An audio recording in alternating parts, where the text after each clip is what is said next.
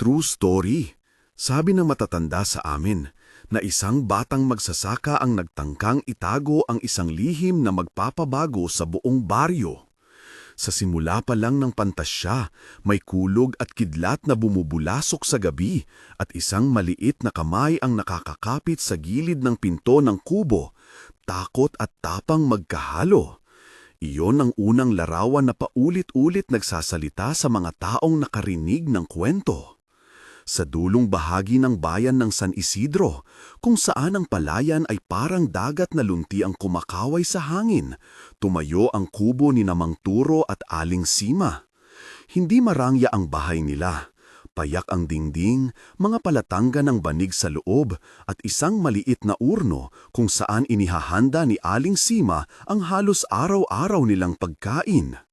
3 anak ang kanilang kasama, si Bayani, ang bunso na laging may puting piyak na kawit sa kanyang mga palad, sina Lila at Tomas, kapatid na mas malapit sa gawaing umaani at pag-aliw sa kambing. Si Mang Turo, may kalyo sa kamay at mapupungay na mata kapag nagsasabi ng kwento, ang umaalalay sa bukid mula madaling araw hanggang dapit hapon. Si Aling Sima naman, mahinahon at maalaga, naniniwala na ang mabuting loob ay binabayaran ng mas maraming biyaya, kahit na minsan tila maliit lang ang sukat ng kanilang pera. Umagang-umaga, nagdadala si Bayani ng maliit na bayong na may natirang palay para sa mga hayop. Ang amoy ng lupa ay nag-umapaw pagkatapos ng ulan kagabi. Tinik ang simoy ng hangin na may bahid ng nasusunog na palay mula sa may kalapit na Ang baryo ay tahimik sa pinakamainam na paraan. May kuliglig na kumakanta, mga ibon na kumakaway sa mga sanga, at ang malayong tunog ng kumakalampag na bakal mula sa kabilang bukid. Sa simpleng ritual na iyon, nakadarama ang pamilya ng isang uri ng katiwasayan, kahit na palaging kasama ang pangamba. Ang bukid ay sapat lang para sa kanila, hindi para sa mamahaling luho. Aling Sima ay nagluluto ng kanin, habang si Mang Turo ay mas maagang umalis papunta sa irigasyon. Si Bayani, 3 taong gulang pa noon man, ngunit nagmamadali na rin tumulong, naglilinis ng mga binhi at humahakot ng damo. Madalas niyang ititig ang mga maliliit na bagay, isang kakaibang kuliglig, isang malinaw na patak ng tubig na kumikinang sa mga dahon, o ang mga bakas ng paa ng hayop na humuhulay sa putik. May katangian ang batang iyon, hindi natatakot magtanong at palaging may dalang munting tapang na hindi mo mapaghihinalayan sa kanyang tangkad. Hindi nagtagal bago dumating ang balita na may bagyong paparating. Ang langit ay naging mabigat na velo ng itim at ang mga unang patak ng ulan ay sumalpok sa bubon na parang mga maliliit na palaso. Sa gabing iyon, hindi sila inaasahang makakatanggap ng bisita. Matandang salita ng baryo ang naglalarawan kung paano nagsimula ang lahat. Sinasabing sa gitna ng unos may 2 maliit na nilalang na kumatok. Mag-asawang duwende na may suot na lumang tela at naglalakad na tila may sariling liwanag. Ipinakita ito bilang sinasabing totoo ng mga nakapagsaksi, hindi bilang dokumentadong pangyayari. Isang kwento ng bayan na ipinasa-pasa kapag nagiinit ang tsaa o naglalagapak ang ulan sa bubong. Noong kumatok ang mga ito, natigilan ang buong pamilya. Si Bayani ang unang tumingin sa bintana. May mga maliit na tao, bulong niya, at ang boses niya ay halong pagkabigla at pagnanasa. Lumukso ang puso ni Aling Sima, may panibagong panganib ba o biyaya itong dala? Ngulit nang buksan ila ang pinto, ang mga bisita ay magiliw lamang. May mga matang kumikislap at may dalang maliit na supot na sinasabing may laman na buto. Hindi sila nanghingi ng pagkain. Sa halip, ang sabi nila ay pasasalamat sa kabutihang ipinakita ng mga magsasaka sa mga taong nawawala, na para bang alam ng duwende ang kahirapan ng pamilyang iyon. Lumipas ang ilang sandali ng pag-ikot ng apoy at tila nagkaroon ng kakaibang katahimikan na humalo sa tunog ng ulan. Ang mag-asawang duwende ay naupo malapit sa daluyan ng init at nagbigay ng kwento na hindi lubos maintindihan ng pamilya. Mga hudyat tungkol sa lupa, sa mga ugat na naninginig kapag binubunot ng hindi maayos at sa kahalagahan ng pagbabahagi ng anihan. Bago sila umalis, iniyabot ng matandang duwende ang maliit na supot kay Aling Sima bilang pasasalamat. Isang maliit na butil na kumikislap kung pipigilin sa ilaw. Huwag itanim kung hindi kayo handang magbahagi, ang sabi nila, boses na parang hangin sa ilalim ng dahon. Ang paaalalang iyon ay dumampi sa puso ni Mang Turo at ng kanyang asawa. Ang pagbibigay nila ay natural na tulad ng paghinga. Nagdalawang isip man, tinanggap nila ang regalo. Itinago nila ang supot sa ilalim ng banig at, makalipas ang ilang araw, itinanim sa gitna ng kanilang maliit na bakuran. Doon nagsimula ang himala, o kung gusto ng katauhan ng baryo, doon nagsimulang kumalat ang kabilugan ng usap-usapan. Hindi lumipas ng isang gabi ang paglaki ng halamang iyon. Sa unang linggo, sumibol ang maliit na usbong na tila kumikislap ng may sariling ilaw. Sa ikalawang linggo, may bunga na agad, hindi karaniwang prutas, makintab, parang ginto sa dilim at pilak sa liwanag. Ang amoy ng prutas ay hindi maipaliwanag, may kasamang bango ng pulot at sariwang ulan, at kapag tinikman, nagdudulot ito ng kakaibang init sa loob ng katawan, tila binibigyan ka nito ng lakas na parang bagong umaga. Ang buong pamilya ay napanganga sa pagbabagong iyon. Nagbahagi sila ng maliit na hiwa at nang kumain, napuno ang kanilang gabi ng mas magaan na paghinga. Ang mga palad ay tila naging magaan, ang trabaho sa bukid ay hindi na ganoon kasakit. Dumating ang mga unang alituntunin. Si Mang Turo ay nagtakda na ang dati nilang bunga ay ibabahagi sa mga kapitbahay tuwing may kahilingan. Hindi ito para sa mayayamang huhubugin ang sarili, wika niya. Kung bibigyan ng biyaya, dapat para sa lahat, kahit maliit. Ngulit ang mundo ng tao ay madaling masagasan ng inggit. Hindi naglaon, napansin ng iba ang malagim na kislap sa bakuran ng magsasaka. Mabilis kumalat ang tsismis tulad ng apoy sa tuyo na tamo. Cardo at Marta, kapitbahay na madaling madapuan ng usaping tsismis, ang unang hindi nakapagtiis ng tanawin. Ano yun kaya? Baka may lihim silang nabili. Sambit ni Marta nang mata niya ay umiikot sa bakuran ni Mang Turo.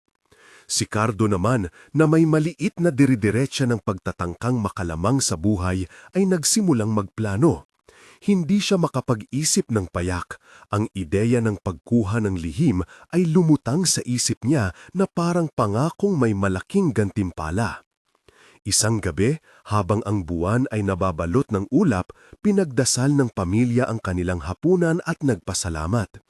Si Bayani ay muling tumitingin sa bakuran, mata niya ay hindi mapakali.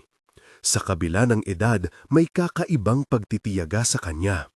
Hindi maipaliwanag ni Mang Turo kung saan nagmula ang tapang na iyon, ngunit alam niyang hindi siya basta-basta tatalikod kapag ang pamilya ay nasa panganib.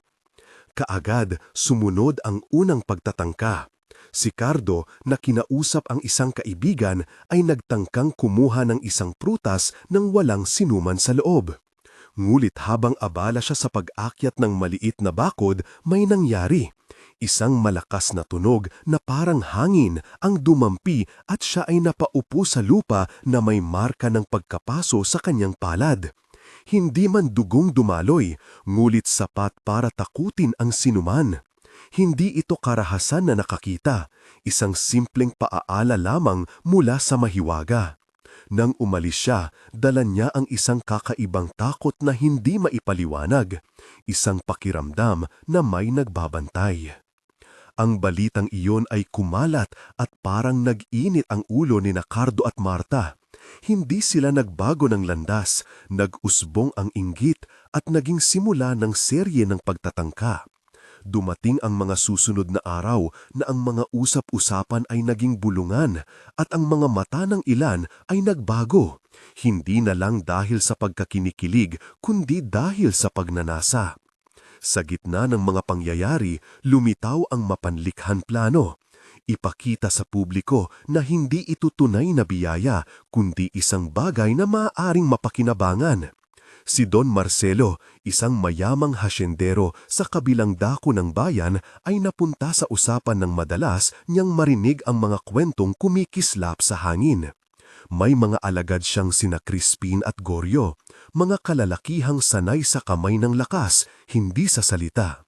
Nais ni Don Marcelo na madala ang halamang iyon sa kanyang hasyenda at gawing bahagi ng kanyang mga lupain upang mailagay sa kanyang kontrol ang kalakalan sa palengke.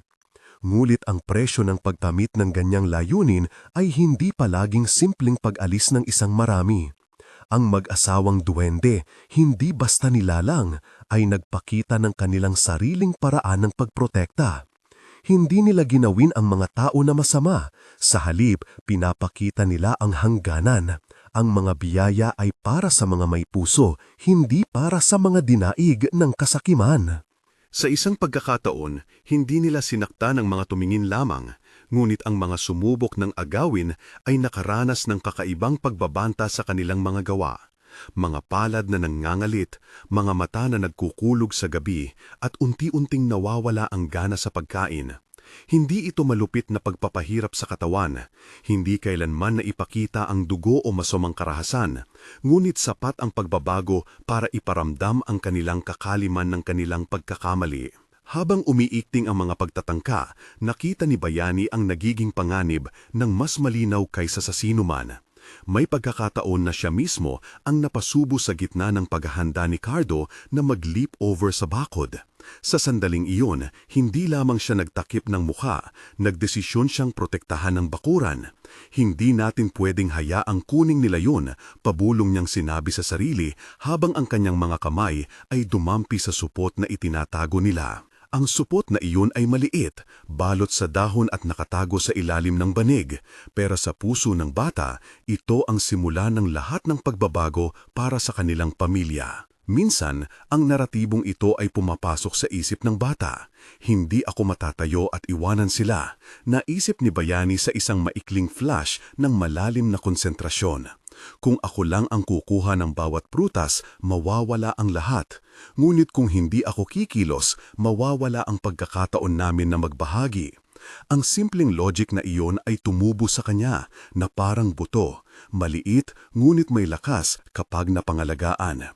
Ang imahe ng mga kapitbahay na kumakalam at ng mga matatandang hindi makalakad ng maayos ay nagdulot ng kakaibang init sa dibdib niya. Maya-maya, may mga sumunod pa. Dalawang lalaking anak ni Don Marcelo, sina Crispin at Goryo, ang nagtangkang pumasok ng gabi ng tahimik at nakatago sa likod ng sana.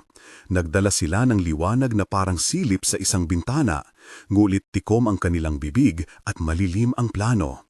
Sa pagkakataong ito, tinangka nilang gamitin ang taktikang hindi kaagad nakikita. Ang gabi ay tahimik at ang mundo ng mga humihinga ay tila nakikipaghintay sa isang kakaibang sandali. Ngulit ang halaman ay may paraan ng pagprotekta na tila hindi pag-aayaw kundi paaalala. Isang pag-angat ng hangin at nakita nilang ang kanilang mga kamay ay umatras ng hindi sinasadya, parang may anino na naglalakad sa gilid ng bintana. Hindi man nila ito makita ng buong buo, alam nilang may mas mataas na puwersa na nagbabantay. Sa pangyayaring iyon, lalong naging mapanganib ang sitwasyon. Don Marcelo ay hindi nagpagod. Ang kanyang kasakiman ay parang umusbong na hindi mapukan. Hindi na sapat ang pagtakpan ng inggit. Nais niya ang lahat ng kapangyarihan ay nasa kanyang mga kamay. Nagpadala siya ng mas malaki, si Luming, na kilala sa pag-oorganisa ng mga kalalakihan na nasa mababang budhi. Pinagsama nila ang isang maliit na grupo upang kuhanin ang halaman at dalin ito sa kanyang malaking pag-aari. Dito natin narating ang pinakamasikip na eksena ng maraming kabanata, ang pag-atake ni Luming at ang kanyang mga kasama. Sa oras ng pag-atake, hindi kami maninipis ng detalye, ngunit aayusin ang kwento ayon sa sinasabi ng baryo. May mabilis na galaw ng paa, may bangko na nadapa, may mga sigaw na nabahag ang katahimikan ng gabi. Siya ang nakuha ng lahat, ang manonood ng mga mata, ang biglang pagnganga ng hangin, at ang maliliit na kamay ng bata na nagiinit at nagtatago. At dito papasok ang mahahalagang eksena na tumutugma sa pamagat. Mag-asawang duwende, hinahabol, pinagtaguan ng batang magsasaka. Hindi totoong may humanoid na duwende na sinusundan ng isang armadong hukbo, ngulit bahagi ng oral history ng baryo ang eksenang naglalarawan kung paano nagtatangkang maagaw ng iba ang tahanan ng biyaya. Sa kanyang pananaw, si Bayani ang nasa gitna ng lahat. Sa mga sandaling iyon, pumalit sa aktwal na naratibo ang panloob na monologo ni Bayani. Naglalaro sa kanyang isipan ang mga mukha ng kanyang mga kapatid, ang mahinahong ngiti ni Aling Sima, at ang paghikbi ng mga matatandang kapitbahay. Hindi ito laro upang pagkatuwaan. Ang responsibilidad ay tumaba sa kanyang maliit na balikat. Kung itatago ko sila, may iiwasan kong masaktan ang duwende, isip niya. At nang makita niya ang takbo ng mga kalalakihan papalapit sa bakuran, agad siyang kumilos. Lumuhod siya, mabilis na kinuha ang supot na may laman na buto at tinakpan ito ng kanyang balabal at yamang dahon ng gabi. Hindi lamang iyon, pinili niyang ilihim din ang maliit na dahon na parang isang unan upang hindi makita ang kinang ng prutas. May oras na ang kanyang dibdib ay tumibok ng mabilis. Ang mga hakbang ng mga lalaki ay halos marinig na. Lumapit sila, nagpuslit na parang mga anino, at ang puso ni Bayani ay parang hinahabol ng kabuuang baryo. Ang kanyang paghinga ay nagiging isang tambol ng takot at determinasyon. Isang sandali, narinig niya ang boses ni Luming na tila naguutos ng tahimik. Hanapin ninyo, huwag magpabagsak ng ingay. Ang mga yapak ay nagpadula sa putik at ang liwanag mula sa sulo ay sumilaw sa makintab na anyo ng mga butil. Ang lugar ay nagbago. Kung dati ay payapa, ngayoy puno ng tensyon, parang gabi na nagiging lungsod ng mga anino. Hindi malinaw kung ang mga duwende ay nakita ang sitwasyon. May mga kwento na nagsasabi na sila ay nakakita sa bawat oras, ngunit sa kasalukuyan, ang paggalaw ng mga bisita ay tila nagpakita ng isang bagay. May kinalaman ang pamilyang ito sa pagbibigay ng lihim na iyon. Sa puntong iyon, napakaraming tanong ang nagbubuhos sa hangin. Sino ang unang magwawagi? Ang nagbabahaging puso ng mga tao o ang mga nagnanais ng kapangyarihan? Sa ilalim ng tabing ng gabi, si Bayani ang kumikilos. Pinisil niya ang supot ng dahon sa masikip na yakap at daran-dahan umakyat sa maliit na sawing pad na tago sa gilid ng bahay.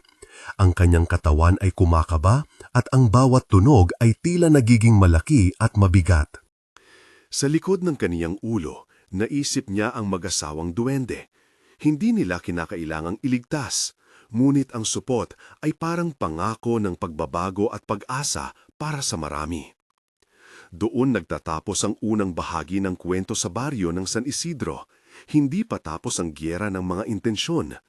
Ang gabi ay naglilim sa mga mukha at nagpapahinga ng sandali sa pagitan ng pag-atake at depensa. Ngulit sa mata ng batang magsasaka, nananatili ang isang ilaw, ang pagsisiwalat na ang tunay na laban ay hindi sa pagitan ng malakas at mahina lamang, kundi sa pagitan ng pagsasarili at pagbabahagi. At habang ang hangin ay nagdadala ng amoy ng basang lupa, dumaraan ng isang maliit na anino na may hawak na supot at nagtatago sa dilim, naghihintay sa susunod na kilos ng mga nangungulit. Kung gusto ninyo ng mas maraming kwentong pangbaryo gaya nito, like at subscribe. Isa lang para hindi madistract. Pagkatapos ng maliit na sandaling katahimikan, nagsimulang kumilos ang mga lalaki. Hindi sila nagmadali, maingat ang kanilang galaw, ngulit ramdam mo ang determinasyon sa bawat yapak. Humarap sila sa kubo ni Mang Turo at sinimulang siyasatin ang paligid, mga matay kumikilos sa bawat anggulo. Hindi nila agad napansin ang maliit na silid kung saan nagtatago si Bayani at ang supot ng duwende. Ngunit habang sumusubok silang mag-usal ng mga tanong at magbanta sa tahimik na paraan, ang batang magsasaka ay nakaramdam ng bigat ng responsibilidad. Ang takbo ng kanyang isipan ay isang serye ng imahen, kung anong mangyayari kung mahahanap nila ang supot, kung mapapasama si Mang Turo dahil ipagtatanggol ang kanyang tahanan, kung mawawala ng pinagkukunan ng pagkain ang buong baryo dahil iisa lamang ang makikinabang. Sa mga larawang iyon, pinili ni Bayani ang hindi ang pagtakbo, kundi ang pagtatago at pagprotekta. Minsan, ang pagprotekta ay hindi nangangahulugan ng labis na lakas. Sa halip, ito ay sinseridad. Hinilahi ni Bayani ang isang lumang banig, tinakpan ng supot at inilagay sa lugar na tila walang kwenta, sa ilalim ng mga kaserola at lumang sapatos. Tumbad sa kanya ang isang maliit na larawan ng kanyang ina na nagluluto ng lugaw sa isang bagyo. Isang paalala na ang kabutihan ay hindi nabubuwal sa unang hampas ng alon. Ngulit ang mga panliligalig ay nagpatuloy. Ang grupo ni Luming ay hindi madaling mapipigil. Nagtaas sila ng boses, nagdadalang puri na kung hindi nila kukunin ang halamang iyon, mawawala ang oportunidad. Nagbigay si Crispin ng maiksing pagtakbo papunta sa likod ng kubo at doon siya nakita ng maliit na luntian na nakakasilip mula sa bintana. Sa loob, ang puso ni Bayani ay tumibok ng mabilis. Ang bawat segundo ay nagiging maliit ngunit napakahalaga. 10 segundo, 20 segundo, at tila wakas ang oras. Minsan, ang pag-ibig ng isang bata ay mas malakas kesa sa anumang sandata. At si Bayani, kahit maliit, ay nagpasya na maglakad palabas, hindi para labanan, kundi upang gamiting panandali ang patibong. Lumabas siya, may dalang maliit na balde at nagkunwaring naghuhugas ng pinggan. Ang mga matang nagbabantay ay napahinto saglit sa pagbasa ng kanyang maliit na mukha at sa pagkakataong iyon, napakabilis na pumila ang mga lalaki sa pag-ikot. Isang mata ang napalingon at sa oras na iyon, nakita ni Bayani ang isang kamay na gumapang patungo sa ilalim ng banig. Lumabas siya, payak na nangingiti. "Naghuhugas po ako," ang sabi niya. Parang wala lang. Subalit ang isipan niya ay nag-uukit ng plano. Habang pinapakita ang kaliwanagan, may taong papasok sa likuran. Ang utak ng bata ay mabilis. Siya'y nag-rehearse at nag-acting sa ilang saglit, ngulit hindi niya kontrolado ang damdamin. Ang pagkawala ng supot ay direksyong ibig sabihing nawawala ang pag-asa ng maraming tao. Sa pagkakataong iyon, may pumitik sa hangin. Isang kakaibang tunog na parang pag-aspas ng maliliit na pakpak. Hindi malinaw kung alin nanggaling, kung sa duwende o sa kanyang imahinasyon. Ngunit ang tunog ay nagdulot ng pag-igting. Ang lalaki ay huminto at ang hawak niyang ilaw ay dahan-dahang lumingon sa bakuran. Sa isang iglap, nagdilat si Bayani at nakita ang isang anino na hindi dapat doon. Ang mag-asawang duwende na tahimik na nakatayo sa likod ng puno. Mga mata nila ay kumikislap sa liwanag ng sulo. Ang bawat kwentong bayan ay may bayani. At sa gabing iyon, ang bayani ay maliit ang tangkad, ngulit malaki ang puso. Hindi pumilay ang bata. Sa halip, pilit niyang inihanda ang sarili para sa paglaganap ng sunod na sandali na magpapasya kung ang kanilang baryo ay magpapatuloy na magbahagi o magpapalusot sa kasakiman. Sa pagitan ng dalawang hiningang iyon, ang mundo ng San Isidro ay tila nag-aantabay. May tanong na hindi pa sinasagot at may galaw na hindi pa nabubunyag. At doon nagtatapos ang unang yugto ng kwento. Sa isang gabi ng ulan, may maliit na batang nagtatago, may mag-asawang duwende na nagbabantay at may mga matang naghahangad ng kapangyarihan. Ang kasunod na kilos ay magdidikta ng kapalaran ng marami. Ang mga hakbang ng mga lalaki ay humanto sa isang iglap na lumitaw na parang unos, mabilis, mabigat at puno ng layunin. Halos sabay-sabay silang umatras papunta sa bakuran, nagkunwaring walang nakitang kakaiba, ngulit halata ang pag-ikot at pagmasid sa bawat sulok. Si Bayani na nakaluhod pa rin sa likod ng lumang bangko ay may hawak na supot. Ang balabal na nakapulupot sa butil ay basang-basa mula sa ulan at sumingsing ng amoy ng lupa at dahon. Dumarating sa kanya ang isang katahimikan na ang tanging katapat ay ang malalim na paghinga, ngunit kahit ganon, malakas pa rin ang loob niyang kumilos. Kung may kilos, may panahon. Napabulong niya sa sarili na tila ba inuuyam ang takot. Sa mga mata ng bata, ang supot ay hindi lamang supot. Ito ang pangako na hindi lamang para sa kanila, kundi para sa mga lumulubog at para sa mga mahihirap na nag-aabang sa daan. Iniisip niya ang mga luma, ang lola ni Mang Turo na hindi makaupo ng maayos, ang matandang si Aling Belen na palaging naungol dahil sa pagod, at ang init na iyon ang nagbigis ng kanyang lakas. Habang pasikot-sikot sa likod bahay, may narinig siyang malapit na pag-ungol. Isang tunog ng metal na tumatapat sa lupa at mga boses na nag-uusap na may pagkamaliwanag.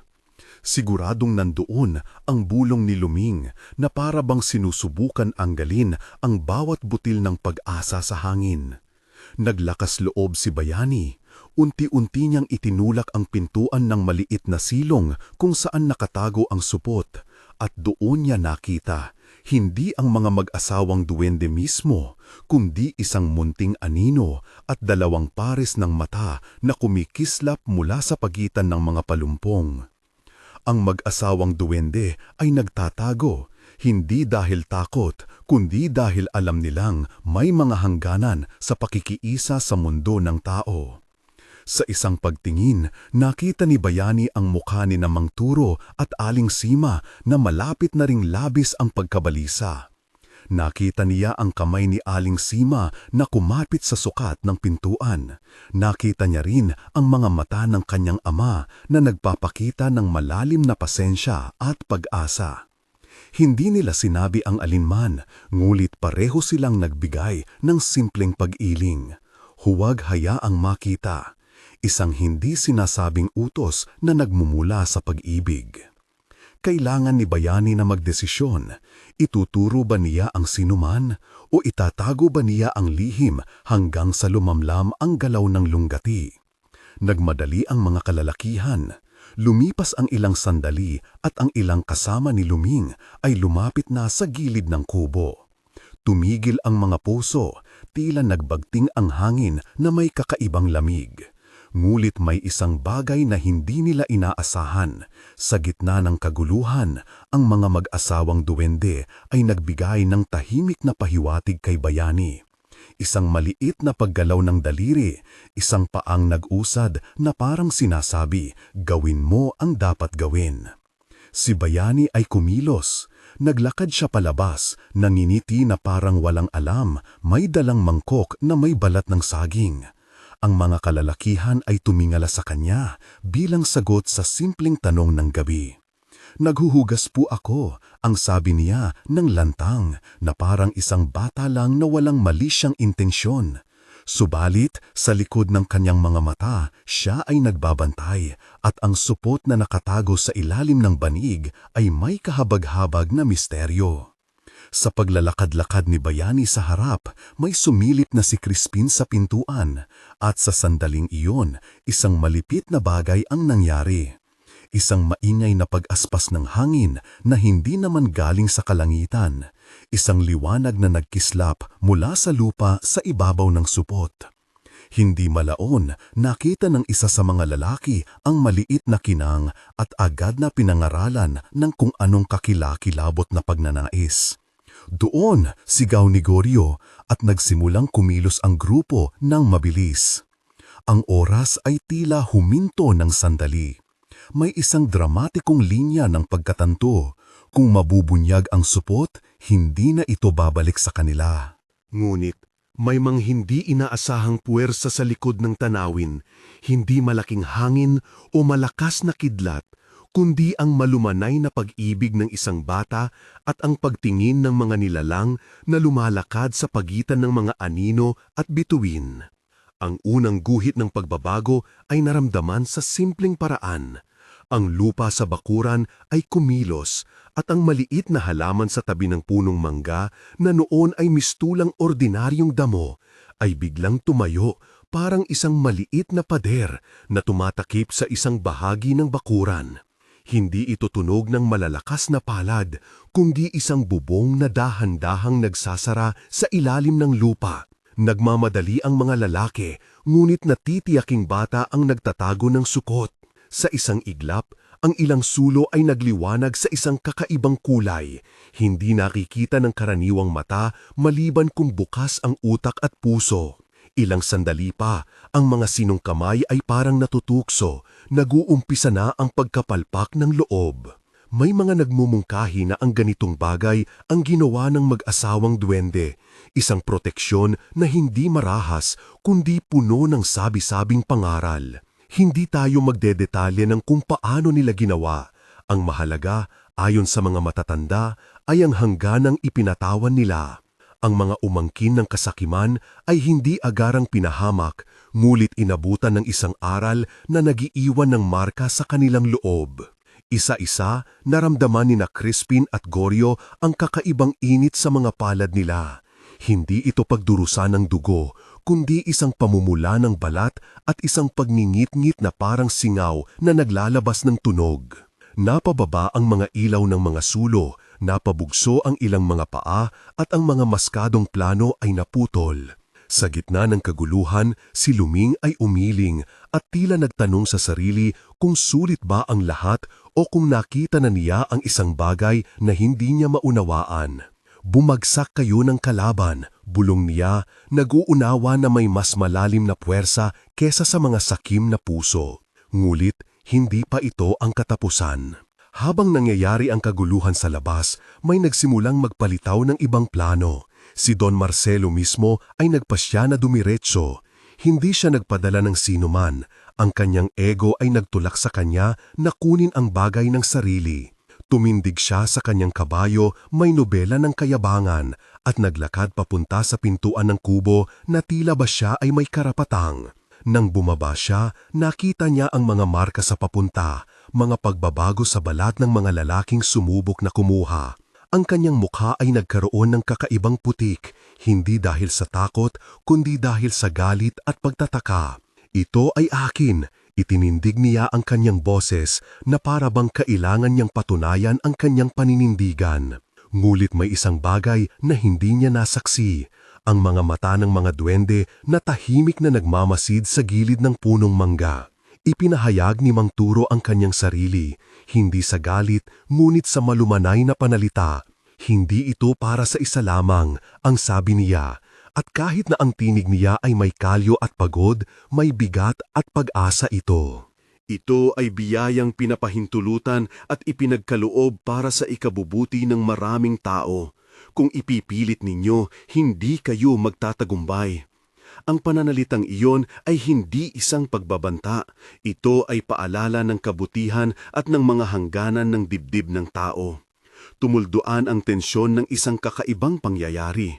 Ang mga mag-asawang duwende na hanggang nooy tahimik lang ay nagdesisyon nang hindi pa ipinapakita ang kanilang buong kapangyarihan. Sa halip, isang liwanag ang sumulpot mula sa lupang pinaggitnaan. Hindi ito kumikislap gaya ng apoy, kundi parang umikot na sinag na kumakuskos sa mga dahon at sumasayaw sa mga matang nanonood. Sa sandaling iyon, naramdaman ni Bayani ang isang kamay na kumapa sa kanyang ulo. Hindi kalakasan ng tao, kundi isang banayad na haplos na nagbigay ng katahimikan. Silang lahat, magsasaka, asawa, bata, ay nagkaroon ng sandaling pag-iisa. At sa gitna ng sandaling iyon, napagtanto ng mga lalaki na ang kanilang pakikibaka ay higit na malaki at hindi lamang tungkol sa kanilang sarili. Alam ng bawat tagapagmasid na ang kasunod na hakbang ay magiging kritikal. Doon lumitaw ang isa pang pagsubok. Ang bagong plano ni Don Marcelo ay magsimulang maghasik ng panghihikayat nang sabihing ang halaman ay makakatulong sa kanya sa mas malawak na saklaw, sa pag-unlad ng kanyang hasyenda, sa paglikha ng hanap buhay. Isipin ninyo, ang wika niya may halong pangako at panlilinlang. Kung aking mapasakamay ang prutas na iyon, hindi lang tayo magkakaroon ng pagkain, magkakaroon tayo ng masaganang ani para sa lahat. Ngunit ang lumang aral ng baryo ay simple. Ang biyaya na pinaghawakin ng mararami ay kailangang manatili sa mga may mabuting puso. Dito nag-iba ang daloy ng harapan. Hindi lahat ng tao sa baryo ay nagtataguyod kasama ang magnanakaw.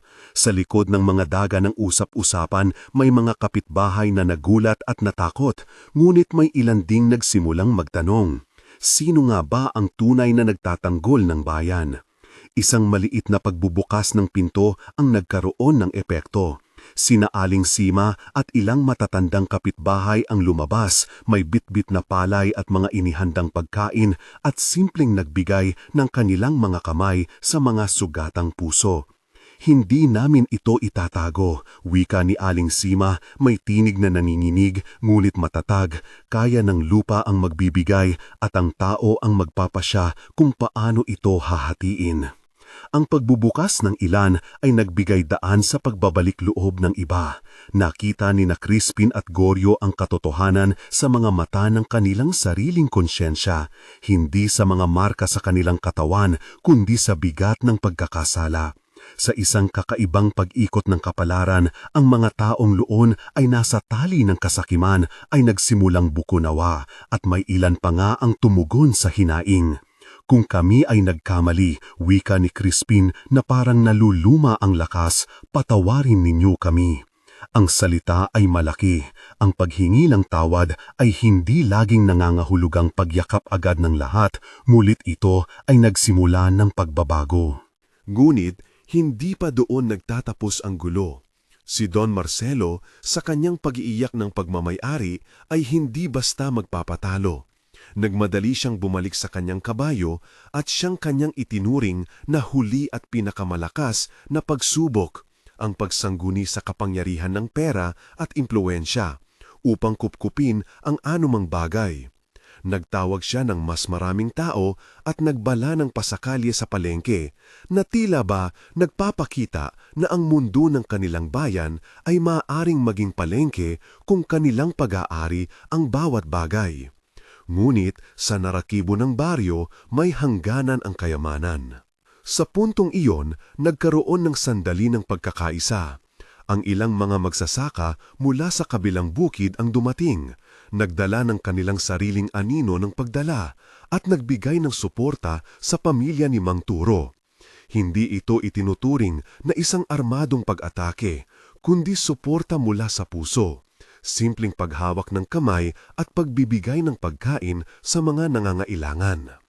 Ang tunog ng pagsasama ay nagbigay ng kakaibang lakas.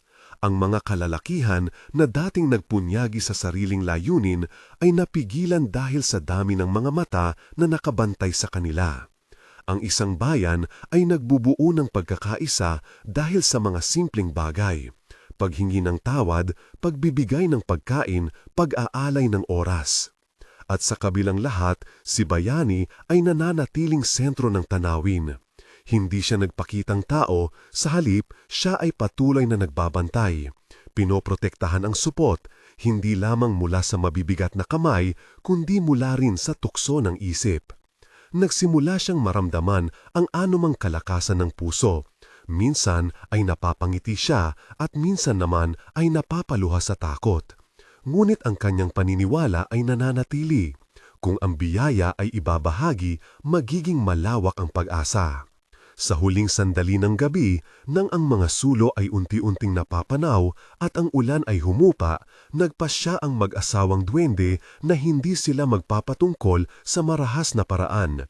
Sa halip, sila ay naglabas ng isang payak na pahayag, isang paalala na hindi dapat mawala ang kabaitan at pagsasama.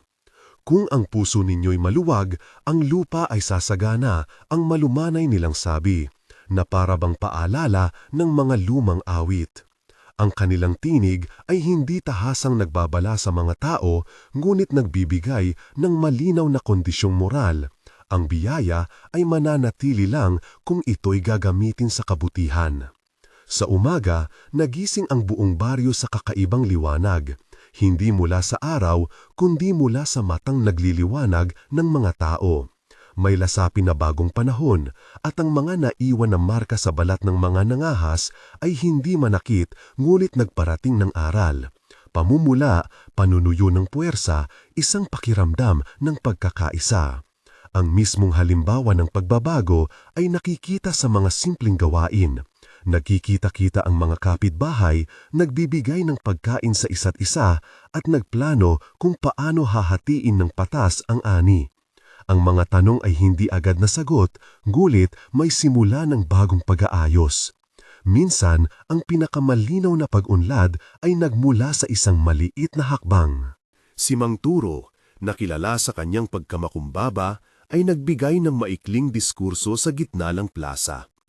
Hindi natin kailangan ng sobra para magbahagi, ang sabi niya, mahina, ngulit puno ng kalakasan. Kung kaya nating tumulong sa kalapit, bakit natin pipiliing pawiin ang biyaya para sa iilan lang? Ang kanyang pananalita ay hindi propaganda, ito ay salamin ng puso ng baryo. Dumating ang sandaling hindi inaasahan, ang unang opisyal na pagbabahagi. Hindi ito isang malaking seremonya. Ito'y payak at puno ng tao, mga lola at lolo, mga batang balimbing, mga nagpapakalbo sa araw, at mga magsasakang medyo may mga dalang ani. Pinutol ni Mang Turo at Aling Sima ang unang prutas sa harap ng lahat.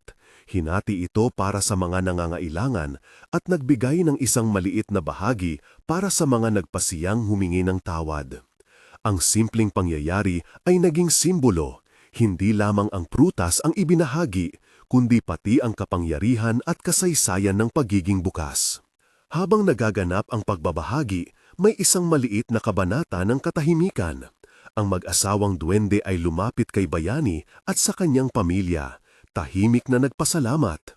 Hindi sila nagpatuloy sa salita ng paulit-ulit, ngulit ang kanilang mga mata ay nagpakita ng malalim na pagkilala. Bago sila tuluyang magbalik sa kanilang landas, inayub nila ang isang maliit na piraso ng butil. Hindi marami, ngulit sapat upang magpaalala. Gamitin ninyo ito ng may puso, boses nila, hindi naguutos kundi nagmumulat ng kamalayan.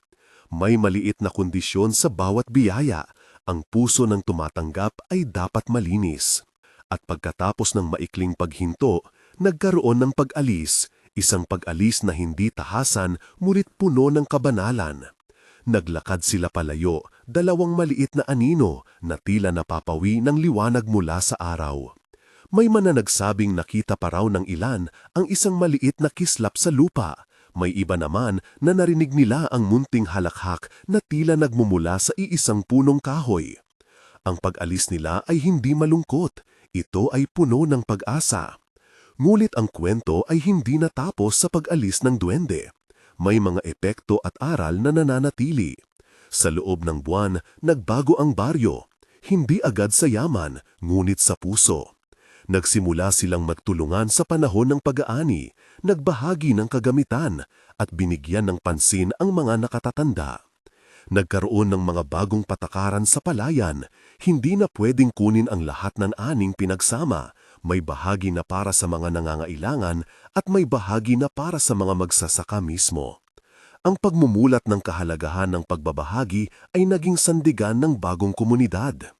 Sa kabilang banda, may mga hindi nagtagumpay sa kanilang naisin. Si Don Marcelo ay napilitan na umalis sa ilang sandali at nagbago ang ilan sa kanyang mga plano. Hindi agad, ngunit may dalang pagbabago. Ang mga nahuling kasama niya ay nagdanas ng isang kakaibang pag-iiwas sa kanila. Hindi ito parusa ng lupa, kundi pagkawala ng tiwala. May ilan na nagsabing napansin nila ang kakaibang dulot ng kanilang mga palad, pamumula at panumbalik ng init, ngunit ito ay hindi sinadya para magdulot ng pasakit, kundi upang magpaalala ng halaga ng konsensya. Sa bandang huli, ang baryo ay nagpatuloy sa paghilom at ang mga nagkamali ay nag-aral ng kapatawaran mula sa iba. Makalipas ang mga araw, isang munting seremonya ang inihanda para sa pag-aalala sa nangyari. Hindi ito isang malaking piyesta, ito ay isang makapangyarihang pagtitipon ng mga taong nagkwento, nagbahagi at tumingin sa hinaharap.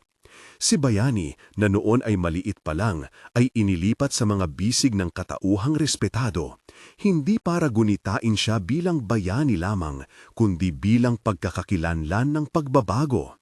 Ang mas malalim na aral ay naipahayag sa isang simpleng linya ni Mang Turo. Ang biyaya ay hindi pag-aari, ito ay responsibilidad. Sa huli, ang pag-alis ng mag-asawang duwende ay nanatili sa alaala ng baryo bilang isang kwentong sinasabi ng matatanda sa gabi. Hindi ito isang dokumentadong katotohanan ayon sa mga matatanda. Ito ay isang usap-usapan na may pananda ng pag-asa at pag-unawa. Ang eksena kung saan hinahabol at pinagtaguan ng batang magsasaka ang mag-asawang duwende ay laging binabanggit hindi lamang dahil sa kaguluhan kundi dahil sa kabutihang ipinakita ng bata. Ang pagtanggi sa taksil na pagnanais at pagpili sa pagbabahagi. May mga nagtanong naman kung ano ang nangyari sa munting supot at butil. Ang tugon ay madalas pareho.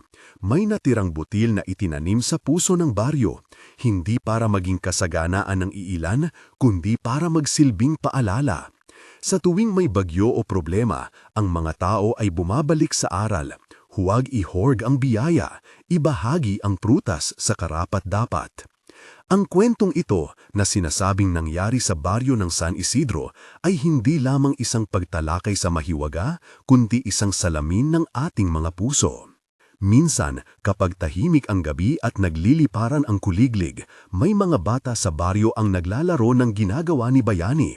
Nagtatago sila ng supot ng dahon, nag-aantay ng mga anino at nagbubulong ng mga pangakong ipamamahagi.